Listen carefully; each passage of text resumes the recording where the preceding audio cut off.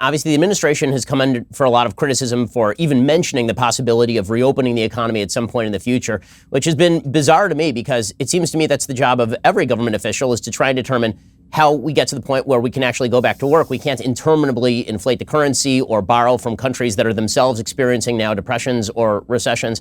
The fact that so many people are critical of even attempting to make those sorts of policy considerations is bizarre to me. But how exactly is the White House going about setting up the formula for figuring out when particular areas get back to work? How exactly, what are the inputs on that formula, and what does that look like? Is it more of an art or a science? Are there actual metrics being set up?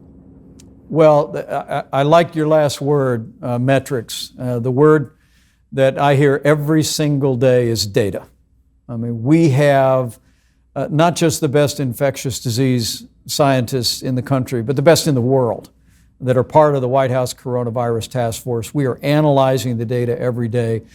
Thanks to the public-private partnership that the President established with commercial labs, now we've done well over 500,000 tests around the country. We're developing very quickly point-of-care tests that'll soon be available at doctors' offices around the country.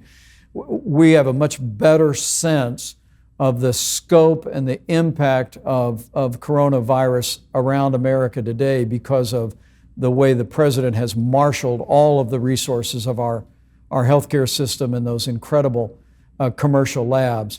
But what we're doing now is taking that data on a day-by-day basis, sometimes hour-by-hour basis, and we're putting together the kind of modeling that will inform the President's decision. And the President's made it very clear he wants to open the country up as soon as we responsibly can. He communicated to governors yesterday that as we approach the 15th day of 15 days to slow the spread, we would be offering additional guidance.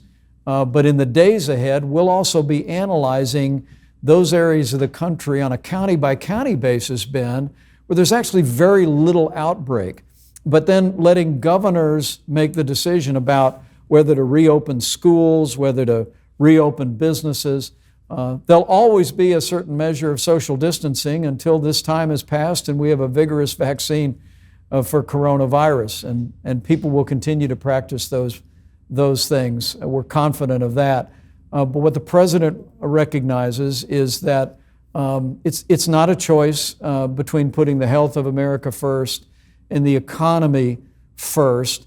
A strong economy contributes to the health and well-being of the American people every day. And so the President is determined, following the data, listening to our health experts, to make sure that our governors have the guidance to be able to make the decisions about how soon they can open up their communities and put America back to work.